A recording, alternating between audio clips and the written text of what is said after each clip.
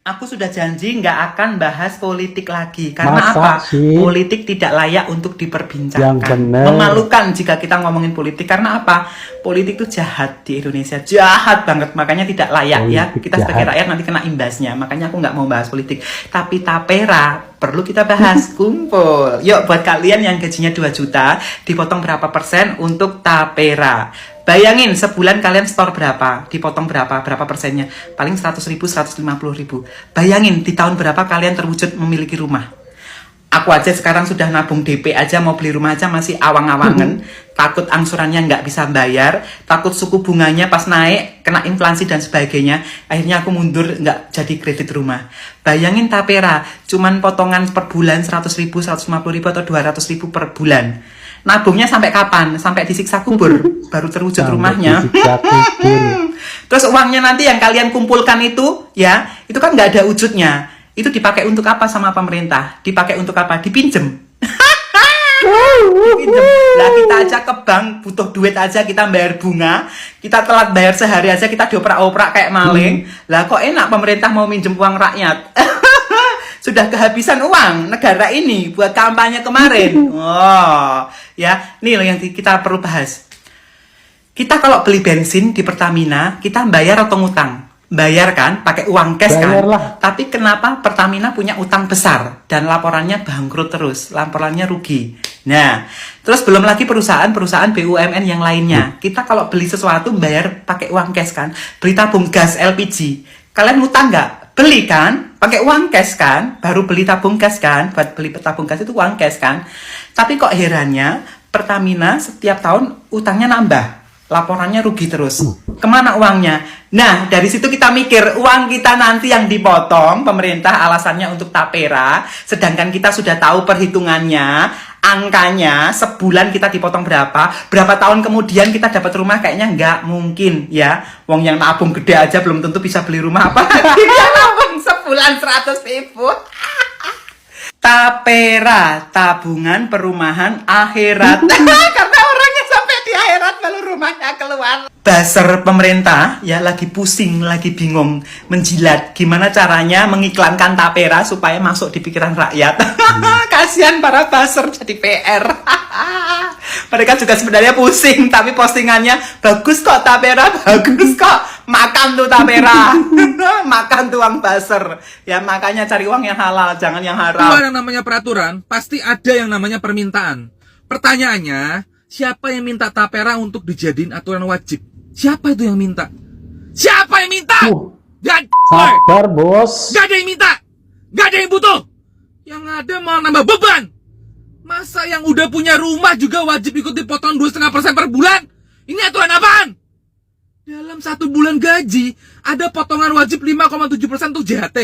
Ada potongan wajib 5% untuk BPJS. Ada potongan wajib 3% untuk JP. Ada potongan wajib 5% untuk pajak penghasilan. Terus sekarang dipaksa lagi, wajib dipotong 2,5% untuk tapera.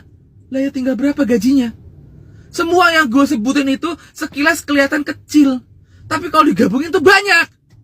Total potongan gaji dalam sebulan termasuk tapera itu 21,7%. Jadi kalau misalkan gajinya 5 juta, tiap bulannya itu dipotong 1.085.000. Sisanya 3,9 juta sekian-sekian. Kebayang gak tuh? Lagi pula kalau dengan gaji UMR yang 5 juta, dipotong 2,5% untuk tapera, jadinya 125.000 yang katanya untuk tabungan perumahan rakyat. 125.000 kali 12 bulan sama dengan 1,5 juta. 1,5 juta dikali 30 tahun, 45 juta. Ada nggak rumah harga 45 juta? Pikir pakai otak. Astaga. Udah dijelasin kayak gitu masih aja ada bucin kodok yang bilang ntar disubsidi sama pemerintah. Emang menurut lo pemerintah mau ngasih subsidi berapa? 500 juta, 1 miliar per orang untuk beliin lu rumah. Dengan semua kekacauan aturan dari penguasa, sama aja rakyat hidup dan kerja cuma untuk ngumpanin para pejabat korup yang ada di pemerintahan. Biar makin subur dengan alasan untuk inilah, itulah, bullshit semua. Pas duit gaji udah dipotong segitu banyaknya, giliran mau dibelanjain duit sisa gaji, kena PPN 12% dong. Lu pada punya otak gak sih itu? total gaji menteri itu 18 jutaan sebulan. Sedangkan gaji anggota DPR itu 50-an juta sebulan. Kenapa nggak gaji para menteri dan anggota DPR aja yang dipotong 50% untuk yang katanya selalu berjuang demi rakyat? Mau nggak mereka? Kenapa harus rakyat kecil mulu yang dikorbanin dan diperes habis-habisan untuk kepentingan penguasa? Dan sebagai penutupnya, aturan tapera ini gak benar, harus dibatalin. Orang itu mboyo kula nuwun dhisik, serap aspirasi masyarakat dulu, ngobrol-ngobrol dulu, bukan malah diem-diem nyolong duit rakyat dengan bilang untuk tabungan beli rumah. Karena itu bullshit semua. Apa lo? Buat Bapak Presiden dan anggota Dewan, saya perwakilan dari 01 dan 03. Mewakili masyarakat 01 dan 03. Bagaimana Pak kalau Bapera itu dihususkan buat pendukung 02? Supaya mereka yang nabung di Bapera, kami nabungnya itu di celengan aja Pak, atau di bank. Bagaimana Pak? Tolong disetujuin ya Pak. Soalnya kalau kami memprotes seperti ini, katanya mereka itu, kami tuh sakit hati, belum bisa move on kalah pilpres. Jadi kita khususkan aja itu buat 02 ya Pak. Tak tolong saya nih Pak. Tentang BP Tapera. Kenapa gue ngomel adalah karena Ngomel aja, Bu, bebas. potongan tuh udah banyak banget, both buat karyawan sama buat pengusaha. Kayak kita udah kena BPJS, udah gitu TJH, terus sekarang kena lagi BP Tapera walaupun 2027. Cuman kayak ini tuh harus viral kayaknya ya, supaya nggak jadi kayak UKT gitu. Yang gue kesel tuh ya, kalau memang kayak BPJS kan menguntungkan buat bersama ya, buat gue make sense gitu. Mereka kayak maksa buat potongan karena kan orang banyak yang nggak punya asuransi, nggak punya akses kesehatan. Tapi kalau Tapera ini nggak make sense karena setelah lu baca itu, kayak lu cuman nyumbang uang buat negara. Nah terus kayak kalau ada aturannya tuh, kalau lu udah punya rumah, lu belum nggak bisa memanfaatkan ini cuma buat rumah pertama. Ada pilihan yang lainnya, ini masih abu-abu nih ya. Lu bisa pakai buat renovasi rumah atau membangun rumah. Cuman pertanyaannya apakah itu rumah pertama atau kedua? We don't know.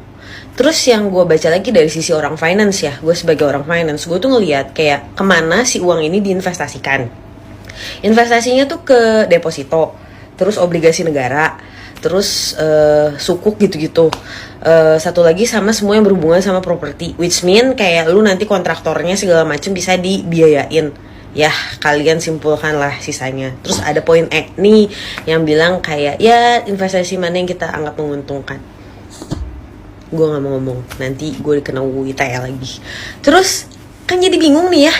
Lalu itu tuh kalau misalkan dari orang finance tuh secara inflasi dan cost segala macam tuh nggak akan nutup, lu tuh malah keluar duit lebih banyak.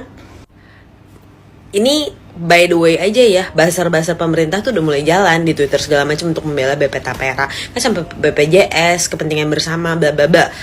Tunggu dulu, gue bakal terangin. Kalau BPJS itu sistemnya adalah pemberian jasa. Terus lu kan udah jelas gitu terkonsentrate, lu tuh tinggal bayar di rumah sakit in order lu tuh bisa pooling supaya costnya lebih murah. Bukan one person one product. Nah ini kan beda, one person one product. Jadi nih rumah, jadi variabelnya tuh cuma satu. Kalau rumah sakit kan let's say kayak alatnya segala macam kan bisa dibiayain sama pemerintah, tempatnya, mungkin jasa dokternya aja, which mean kayak itu tuh kayak persentasenya kecil dibanding yang lain. Jadi nggak bisa lu samain sama BPJS gitu. Oh esmoni ini seharian esmoni gara-gara BP Tapera terus baru bisa ngomong sekarang, jadi kesel, maaf ya guys. Ya pokoknya sebenarnya menurut gue nggak make sense. Terus nanti ada gongnya nih terakhir. Itu sebenarnya banyak mau gibah lainnya, tapi yang lainnya tuh sifatnya kayak cuman pendapat, saran. Jadi kayak gue nggak berani. Ini kan nanti kayak tiba-tiba Tracy ditangkap polisi karena UU ITE menyebarkan hoax sih, kayak nggak ada ya bro, gue kayak hidupnya masih pengen lebih bebas daripada itu. Anyway, yang gongnya adalah pertama, lu lihat deh di pasalnya bahwa segala pengeluaran BP Tapera bla bla bla itu akan ditanggung oleh si duit si iuran ini, which mean kayak apa, gaji direksi, komisaris, tunjangan dan lain-lain. Lalu gong kedua nih, ini pasti kalian sebel banget deh, gue pun sebel. Iya, keluar balon. Kenapa lagi keluar balon? Yang sebel adalah, lu tau gak, kalau sekarang kan PPh 21, pajak penghasilan orang pribadi itu kan ada natura tuh kena pajak 0,5%. Lu yang dikasih sama perusahaan itu bisa jadi dimasukin natura kayak BPJS TJH. Ya well, udah lu bayar terus lu kena PPh 21 lagi, bye. Terakhir guys, tadi tuh ada diskusi teman-teman gue yang sesama pengusaha. Ya udah sih, worst case scenario apa sih, kita kan pengusaha biasa harus pinter ya. Kayak gimana caranya supaya kita kalau nggak bayar apa sih gitu yang akan terjadi, mendingan minta maaf daripada minta izin gitu kan. Lo tau apa yang terjadi worst case scenario nya? Jeng jeng jeng jeng jeng, izin usaha kita bisa dicabut guys kalau kita nggak bayar. Mari kita bahas apa itu tapera.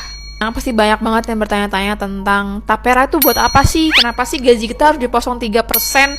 Kenapa kita harus ngasih gaji kita ke pemerintah untuk ini bebas segala macam? Ini gue akan jelaskan intinya aja gitu ya. Gue gak akan panjang lebar karena ini pun sebenarnya kita kasih cahaya dulu. Oke. Karena ini pun baru dimulai 20 Mei kemarin. Jadi di sini tapera itu adalah tabungan perumahan rakyat. Nah, gimana sih sistem tapera ini itu? Yang gue baca di artikelnya dan lain-lain ya. Jadi gaji kita itu akan dipotong 3%. Berarti kalau gaji gue dipotong 3% ya sekitar 300 ribuan lah gitu ya. Itu sistemnya sama seperti BPJS sebetulnya. Dipotong secara otomatis untuk dipergunakan tabungan perumahan rakyat ini tadi. Jadi tabungan perumahan rakyat ini sistemnya sama seperti BPJS. Kalau BPJS kan kita dipotong sekian persen nih dari gaji. Terus nanti kalau kita resign bisa kita ambil, uangnya bisa kita gunakan untuk apa aja gitu. Nah, kalau untuk tapera ini, uang yang sudah ditabung itu hanya untuk kebutuhan membeli rumah atau tambahan kita untuk beli rumah. Bener-bener untuk tabungan rumah, nggak bisa untuk yang lain ya. Setahu gue yang gue baca di artikelnya. Kenapa pemerintah mengusulkan sistem seperti ini? Kebanyakan di generasi sekarang itu susah untuk menabung membeli rumah. Selain susah, karena dengan harga rumah sekarang tuh mahalnya minta ampun. Harga rumah mahal, selangit. Jadi kebanyakan generasi sekarang itu yang cuman kerja kayak swasta dan lain-lain itu tuh susah banget buat nabung untuk beli rumah. Makanya diusulkanlah ini dipotong gaji sebanyak 3%. Nanti sewaktu-waktu kita mau membeli rumah ini menjadi tabungan kita nih untuk membeli si rumah itu tadi. Kita udah punya tabungan, kita udah punya pegangan. Nah, yang jadi pro kontra di sini itu adalah sebenarnya karena kebanyakan masyarakat itu trust issues gitu ya. Kita tuh sudah terlanjur merasa bahwa pemerintahan ini tuh tidak akan bisa mengatur keuangan ini karena banyak banget kasus korupsi, kasus ini itu segala macam, apa-apa dikorupsi. Jadi masyarakatnya trust issues sama pemerintah, takut uang yang udah dipotong, uang yang udah diambil itu nanti bakal disalahgunain sama pemerintah, bakal dikorupsi sama orang yang tidak bertanggung jawab. Itu yang gue ambil ya kesimpulannya dari orang-orang yang tidak setuju dengan program ini tadi. Bahkan program ini guys bukan cuma untuk swasta aja, tapi untuk PNS, untuk semua orang yang bekerja di pemerintahan, semuanya tanpa terkecuali ya, bukan cuma swasta doang, semuanya. Tujuannya untuk membantu kita supaya mempermudah suatu saat kita nanti pensiun atau kita sudah tidak bekerja, kita sudah punya tabungan nih untuk kita membeli rumah. Karena memang tabungan perumahan rakyat ini hanya diperuntukkan membeli rumah ya, nggak bisa untuk yang lain. Terus untuk orang yang masih terus bertanya, nih untuk kalian yang pilih 02, rasain, kalian nikmatin aja ini bablas segala macam guys, be smart ya. Ini tuh bukan masalah lu pilih siapa atau ini tuh sebenarnya sama aja sistem kayak rumah DP 0 yang kalian ganda-ganda kemarin. Sebenarnya sama, cuman bedanya ini tuh lebih efektif karena kita langsung memotong gaji, bukan lagi DP rumah 0 yang memang nggak masuk akal gitu ya menurut gue. Ini langsung memotong ke gaji, nanti suatu saat ketika kalian udah pensiun, udah tua, kalian tinggal ambil uangnya untuk kebutuhan rumah. Yang gue tangkap sih, karena kan ini belum terrealisasi ya, kan baru diumumkan kemarin berjalan di 20 Mei, cuman belum diterrealisasi nih. Bahkan Pak Jokowi pun bilang ini akan terasa ketika sudah dilaksanakan gitu. Ketika udah jadi nih, udah ada bentuknya nih, ini bakal terasa kalau itu ternyata efektif. Cuman balik lagi guys, itu tergantung ke mindset kita masing-masing karena kebanyakan rakyat itu udah trust issue sama pemerintah. Kita nggak percaya uang kita tuh taruh ke pemerintah karena nanti uangnya takut disalahgunakan. Itu gue ngerti banget perasaan itu karena gue pun punya perasaan yang sama ya. Ini kan kita masih di era Pak Jokowi, masih Pak Jokowi presidennya, ini juga keputusan atas dasarnya Pak Jokowi juga gitu. Nanti pas di eranya Pak Prabowo akan diulik lagi nih, bakal dibahas lagi. Ini juga akan dibahas kok, nanti bakal dibahas di mana-mana. Masyarakat juga tahu ini sebenarnya gimana sih sistemnya gitu kan. Nanti juga di era kepemerintahannya Pak Prabowo, menteri-menteri dan lain-lain akan mengulik lagi apakah ini efektif, apakah ini berkelanjutan dan lain-lain. Kalau memang ini tidak efektif ya di stop gitu. Atau bisa jadi persenannya diturunkan dari 3% ke 1% atau ke 2% atau 2,5 gitu. Gimana nih efektifnya? Pasti akan dibahas dan dicari lagi nih gimana nih biar kita nemu titik terangnya dan tidak merugikan gitu loh untuk rakyatnya. Jadi kita tuh harus tahu dulu tujuannya untuk apa, segala macam. Sebenarnya tujuannya Pak Jokowi itu adalah supaya kita ini sebagai generasi yang sekarang itu punya rumah. Karena sekarang itu kita susah banget buat beli rumah, diantaranya adalah susah menabung, susah ngurangin uang buat kebutuhan rumah gitu. Tapi kita merasa bahwa kita bisa kok nabung sendiri tanpa dipotong pemerintah gitu. Semua tergantung mindset sih guys. Kalau menurut kalian gimana? Kita harusnya nggak marah sama kebijakan Tapera. Kan namanya tabungan perumahan rakyat. Kita disuruh nabung. Kenapa ya kita susah banget buat nabung? Nah, penjelasannya ada di buku ini. Judulnya Psychology of Money dari Morgan Housel. Menurut buku ini, kita tuh susah nabung karena kita nggak ngelihat langsung duit kita tuh diambil buat apa. Contoh kalau kita nyicil mobil.